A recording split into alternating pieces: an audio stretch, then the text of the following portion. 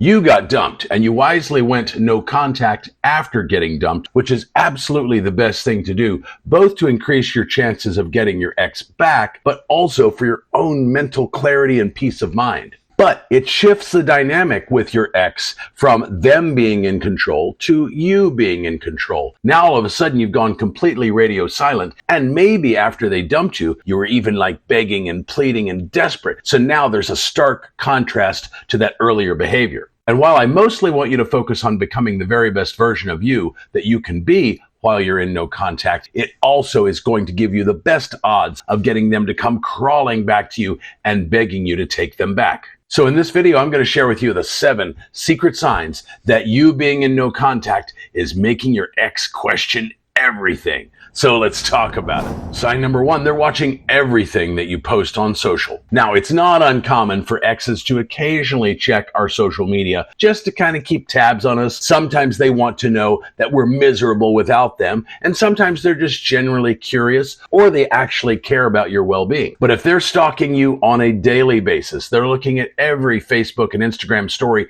even if they know that you can see their name showing up on the list of viewers, maybe they're liking and commenting too, that tells you that you are top of mind. They're becoming obsessed with you. They want to know every piece of information about you that they can possibly gather. And you're noticing that they're posting content designed to get your attention, and it seems like they're online a lot of the time when you're online. Guess what? That's no accident. And with all of these signs, I want to point out what we're looking for is a change in their behavior from how they behaved both during the relationship and immediately following the breakup. If they've always behaved this way, that's not new and that's not significant. Sign number 2, they're sending mixed signals. One day, they seem completely over you. And again, you're gauging this by what they're posting or maybe what you're hearing from mutual friends. But then the next day, they post something really nostalgic on their page. Maybe a song about lost love or regret or heartbreak. Maybe even your song. And they're fluctuating between this hot and cold behavior. That's not uncommon, especially if your ex happens to have an avoidant attachment style. And these contradictions are kind of pointing out to you the internal struggle that's going on inside of them. They're trying to decide if they made a mistake by dumping you. So now is not the time to throw in the towel on that no contact. Keep strong in that. Don't reach out for any reason by text, phone, email. Don't like or comment on their social, and definitely don't look at their Instagram or Facebook stories. Sign number 3, they're asking about you. They're casually bringing you up with mutual friends. Or maybe they're asking pointed questions where they know the friends are likely to bring up your name. They want to know what you've been up to and if you're seeing somebody new or maybe even in a full-fledged new relationship. And their interest goes beyond just surface level curiosity, and it's obvious they're not just asking because they want to know that you're not doing well. Because some exes are going to be snarky like that. And sign number 4, they're making changes that you suggested. All of us have things that we need to work on. Sometimes we're aware of those things, sometimes we're not. And sometimes when we're in a relationship, we kind of give each other that kind of feedback about areas of growth and opportunity that we see that maybe they don't see. And sometimes that feedback is well received, other times it's not. Kind of depends on how you deliver it. But if there are things that you pointed out during the relationship that you thought your partner could work on, and they rejected all of that at the time, but now you're hearing from mutual friends or maybe seeing evidence on social media that they're working on these things, that's huge. Maybe they're changing habits, maybe getting rid of bad habits, implementing new, healthier habits. Maybe they're getting back in the gym and getting in the best shape of their life. Maybe they're taking on hobbies and activities or expanding their friend circle. Maybe they're in therapy to help with those childhood issues that may have plagued the relationship or maybe damaged their own attachment style. But whatever they are, they're working on them now, even though they weren't willing to work on them while you were together. What that tells you is that they did hear you, even if they didn't act on it at the time, but they're acting on it now. And it's not only because they think that was good feedback, they're doing it potentially to try and reattract you back. Sign number 5, they're reaching out with weak excuses. You've all heard the story. Maybe they text you that, hey, I found your shirt the other day. Do you want to swing by and pick it up? That kind of thing. Or maybe they're asking questions that they could easily Google, but they knew you would probably know the answer, but it seems ridiculous that they would text you now at this late stage. But they're creating reasons to reach out, and the reasons that they're using would would require a response from you. Now, I don't want you to go hog wild here and set aside no contact, but I don't want you to ignore these kinds of things either, because if you played your cards right, you could kind of build on this into a full-fledged reconciliation. Now, in some cases, you're just going to want to heart or like the message and not send much more than that. If they have a shirt of yours or something like that that they've found that they want to get back to you, that is more significant, especially if they are suggesting meeting up to do that exchange. So in that case, I might say something like, hey, it's great to hear from you. Yeah, I'd love to get that back from you sometime. What do you think about coming over to my place this week and I'll make dinner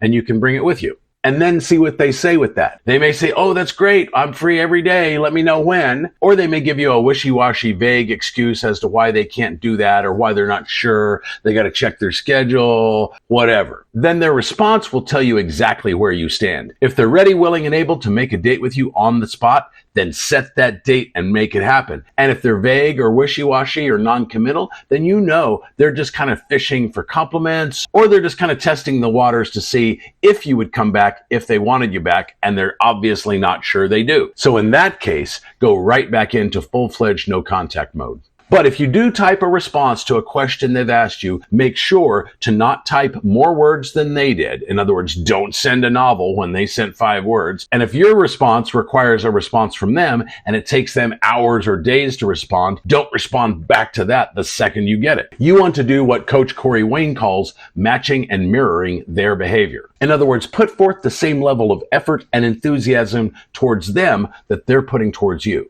And absolutely do not double or triple text. I know you were thinking about it. Sign number 6, they're publicly reminiscing. They may be posting things on social or even sharing stories with mutual friends about you and about your time together, maybe places that you went, maybe places that you talked about going to, special dinners that you had, maybe meaningful events that you attended together, those kinds of nostalgic events. They may be making subtle references to inside jokes, or they might even be posting things on their social media that only you would know what it's about. And if you're noticing a little bit of hot and cold behavior with this kind of posting, then what that's telling you is that these nostalgic signals are increasing when they have times where they feel extra vulnerable. And if you're noticing an increase in the frequency with which they're posting those kinds of things, that tells you that they're that much closer to deciding they made a mistake and finding their way back to you. If you like this video, please hit that like button and the subscribe button right now. That way you don't miss any of my future videos, and it really helps me grow my channel,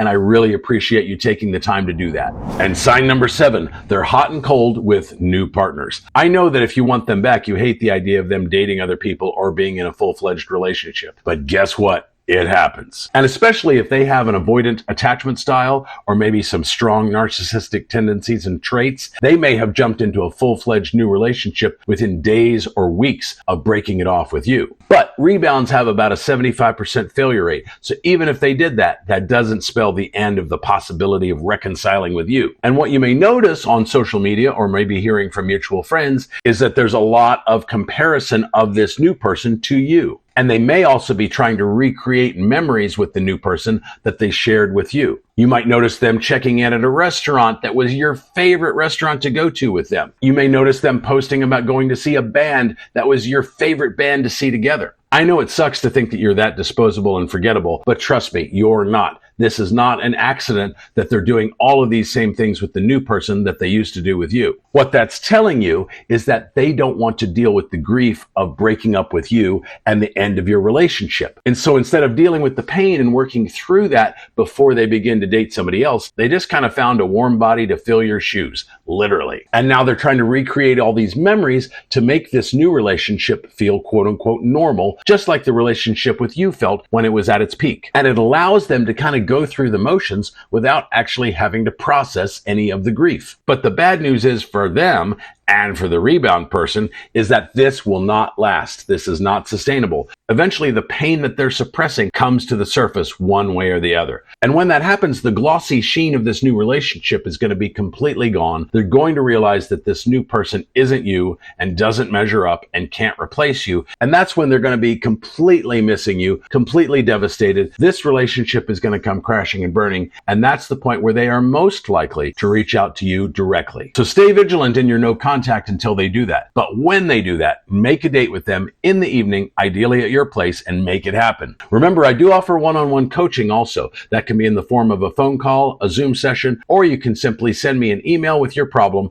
and I'll record a custom video just like this one and get it back to you within a couple of weekdays. If you want more info on that, it's down in the comments or on this card right up here. But let me know your story about what's going on with you and your ex, and I'll see you in the next video.